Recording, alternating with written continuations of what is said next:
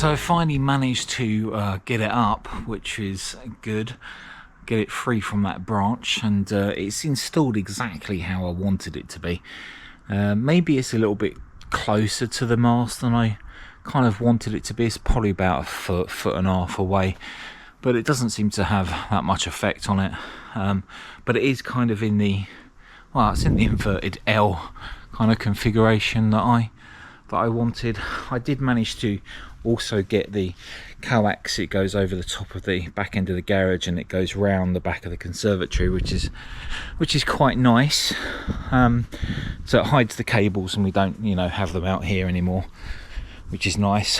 I actually did also pull another coax out here just in case I want to try another antenna or testing, etc. So the coax just comes from down the side here and over to here. It's kind of crudely installed at the moment. I have just have an earth spike in the ground, which is earth to this casing here, or the bracket that the transformer is connected to.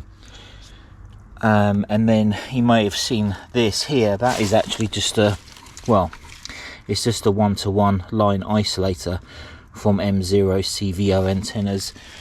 That's in an attempt to stop any kind of RF on the outside of the coax and going back down to the shack, or using the coax as like a counterpoise, as it were. And it seems to work quite well. I don't really get any RF in the shack, which is quite nice. But so that's how it's installed down here, and we've just got some bungees which kind of holds it in place. It's really sturdy.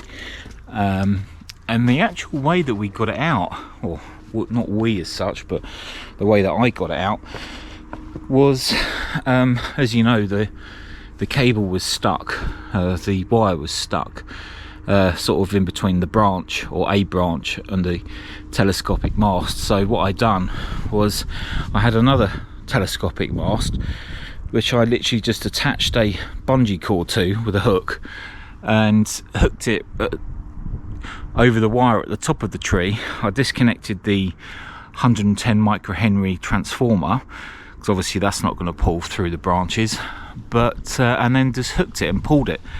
Luckily my antenna guy was here with me on that day, so he caught the wire.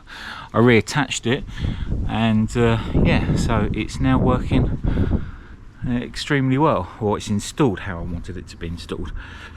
And in terms of performance, well, I'll show you in a minute. We'll go in and have a look, and I'll show you how well it's working. I'm actually really pleased with it. Something that I noticed out here the other day was over here, this field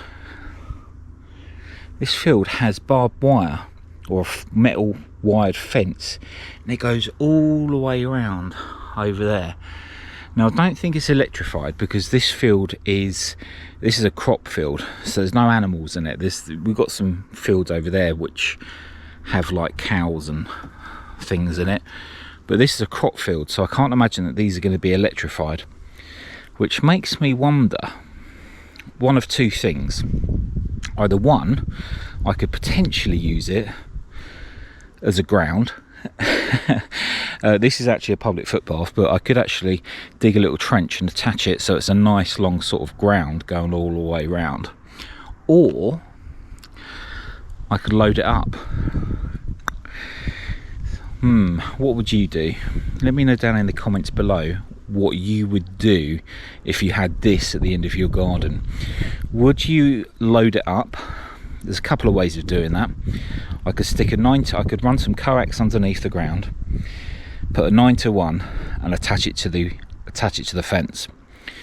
Or I've got a MAT 40 tuner, which I haven't actually used yet. It's brand new, and I was going to do a video on it. I might have to do a video on it, and I could connect the MAT 40 tuner to it. Or the other option is literally just have the 9-to-1. Well, actually, no, it's not. It's the original first option of having a 9-to-1 and using the internal tuner. But I guess it's better to have a tuner at the end. what would be interesting to see if it's resonant anywhere. But I'm not too sure exactly where it goes. I mean, I can see it here, and I can see it goes right up there, and I can see the fence going down over there, but at some point it's going to stop. So yeah, it's going to be interesting. Right, let's go inside and I'll show you how well this antenna's performing. I'm actually really pleased. It's I don't know whether it's, I've already had a look obviously, but I don't know if it's just because of the conditions today, but it's phenomenal. On 40 meters up to 10 meters, it's literally banging on every single band. It's a bit early in the day for 80 meters or 160, not that it's resonant on 160, but I have received on it. So what I might do, if you see any 80 meters or 160 meter footage, then that's obviously going to be from tonight or another evening that I'll put into the video. So anyway, let's go and have a look. I'm just looking you up on the QRZ, and yeah, very good. Passchendaele Radio Club, yeah, that's absolutely excellent, and I certainly appreciate you coming up with the special event situation this weekend. As we all know, it's the 11/11 memorial. I can't think of the right word, I do apologise, but great to work you. Okay, I'll let you go. I'm sure there'll be lots of others wishing to work you this afternoon. Thanks very much for putting on the station, Joachim.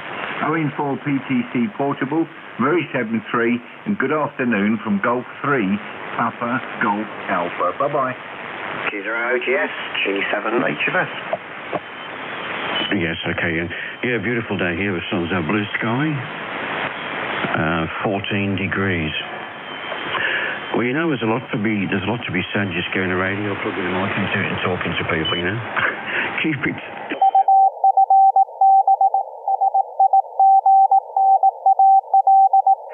And OptiBeam 4-element monoband, and the power is about 100 watt, the power of the original transceiver Kenwood. Microphone for you, my friend Marcus. Delta Juliet 0, Lima Mike Stroke Portable, India Zulu number 3, America, Ontario, Yankee.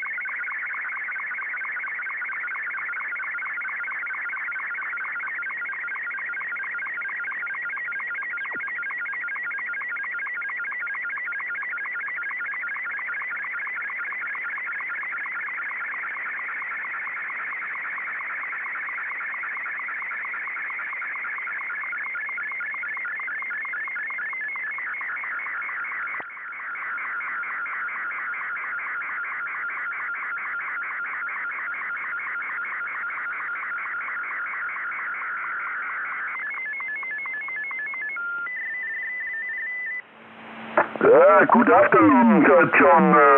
Nice to meet you here on 17. A big signal in Austria. I give you a report by the next over. My name is Gerd. Golf, Echo, Romeo, Tango. How do you copy? Over.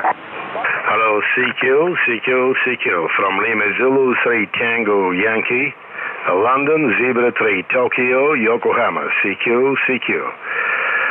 Hello, CQ from Lima Zulu 3 Tango Yankee, London Zebra 3 Tokyo, Yokohama. LZ3 Tango Yankee calling CQ and listening. Amazing signal with your X-beam antenna and your Icon 7300. Thank you, Danny. Kilo November 4, Lima, Italy, Victor. Italy, Zulu 86, Bravo, X-ray, Victor. Maybe I'm wrong on your call sign, over. QRZ North America, Europe, just a moment. North America again. Aaron, one guy that was spared during Hurricane Ian, we haven't heard Hollywood, Florida. They got hit pretty hard. Some of the guys down around the Daytona area, and And all the way through we talked down to some of the islands there, the Dominican Republic and some of the different. Recently, we talked to Carlos. He's down there in the island chains there, and a lot of storm damage this year, Tony. And so far we've been pretty good here. A couple years ago, our dam broke up here in Sanford, Michigan. But this year it's pretty nice fall here. Over. Signals are coming through with strong audio and not a lot of QRM. And on this end, we're running SDR radio and a non-7000 into a homebrew solid-state linear, and the antenna is a Mosley Pro 96 up about 75 feet there, Jan. So back to you, HB9 Tango Whiskey Yankee, Whiskey 2 Golf Sugar. Well, I think from that test, this new Efhw half-wave antenna installation is working extremely well, and I'm really pleased. Of course, it is the weekend, so we do get a lot more stations active, plus the conditions are really good right now. Now, in terms of resonance on each band, most of the bands had an SWR of 1.5 or less, and some of them were very narrow. Now, this will vary for each installation, but at least I can use this antenna on each band that I need to without a tuner. Now, if you guys haven't tried an Efhw half-wave with a 49:1 transformer for matching, then I highly recommend it. It's an awesome antenna for both portable use and for those with a small garden. Of course, you can install it in many different configurations, from an inverted L like I have, through to complete horizontal or even a sloper. Now, I know some users have even zigzagged the wires without too much effect on performance. Anyway, guys, I hope you enjoyed it, and until the next video, take care, stay safe, and I'll see you in the next one.